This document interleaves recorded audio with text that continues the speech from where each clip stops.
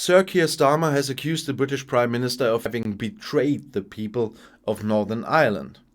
The Labour leader was speaking during 2 days of official engagements in the north, accompanied by Shadow Secretary of State Louise Haigh.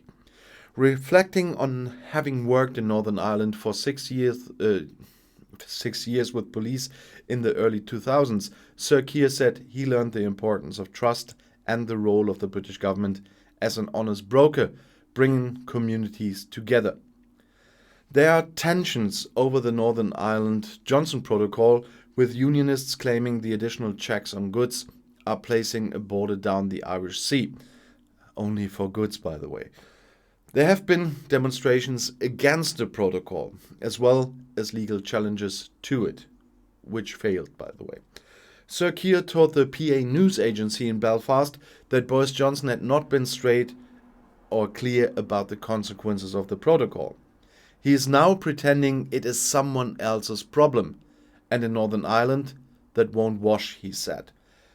There has to be a practical way forward on this. I think there is a practical way forward if the parties are flexible and negotiate, but the most important thing is trust. Trust with the UK government. There is a positive future here, but it does require the British government to properly understand its role, and I think that this Prime Minister, Boris Johnson, has betrayed the people of Northern Ireland by not properly honouring that the British government being an honest broker, and the words that have been used in pretty well every meeting I have had here in Northern Ireland is a lack of trust in the Prime Minister as an honest broker. That is a massive missing piece, he said. Sir Keir visited Forge Integrated Primary School in Belfast before meeting PSNI Chief Constable Simon Byrne at police headquarters in the city. Speaking ahead of meetings with the political parties at Stormont, the Labour leader said the Good Friday Agreement and its promise of peace must never be taken for granted. Returning to Northern Ireland today, I can see how much is still at stake, he said. The peace here was built on the trust, courage and commitment of the communities of Northern Ireland and political leaders. I felt that while working here in the years after Good Friday. And it is with those values in mind that I will go into today's important meetings, he said. And this morning I saw the transformation that peace helped bring about at an integrated school in Belfast. I saw the smiles of hope from young people as they look to the future.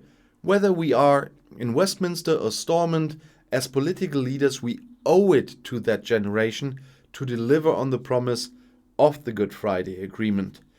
We must recognize that trust is fragile and progress is stalling. I understand the concerns of communities and businesses here about the problems with the Northern Ireland Protocol. I'm here to listen and to call for serious, practical solutions. SDLP leader Colm Eastwood said his party discussed legacy issues and the Northern Ireland Protocol during their meeting with Sir Keir at Stormont.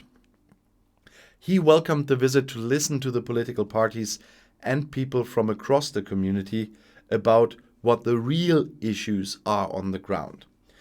Mr. Eastwood said he expressed his opposition to a reported intention by the British government to offer amnesties to former soldiers and paramilitaries and trying to block access to truth and justice for victims. Our view is that cannot be allowed to stand. We will resist it at every single turn, he said.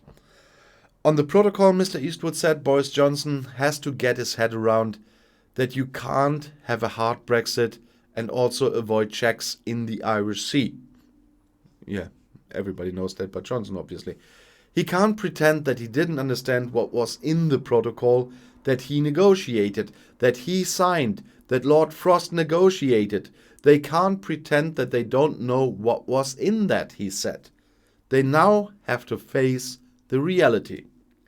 Earlier, in an opinion piece in The Times, Sir Keir called on the British government to negotiate a deal on veterinary standards that could reduce the needs for checks in the Irish Sea. I could reduce it for 80%, by the way. The recent extensions of the grace periods was welcome, but it's not a durable solution, he said. Over a quarter of all trade to Northern Ireland is currently subject to onerous SPS checks, largely on food and agricultural products. The UK and EU need to work out a veterinary standards agreement to bring assurance to the people of Northern Ireland and benefit food exporters across the UK. The United States has been clear that a veterinary agreement is not a fundamental barrier to signing an FTA, he says. The Prime Minister promised an agreement of this kind during trade negotiations with the EU. Yet, where countries such as New Zealand and Switzerland have succeeded, he failed. The Dublin government has said an agreement on SPS, similar to that between Switzerland and the EU, could eliminate 80% of the checks. The EU says similar. Sir Keir said he understood the concerns of the unionist community and businesses in the region about the barriers introduced by the protocol, but added that it is now time for solutions. And I'll see you in my next video. Auf Wiedersehen.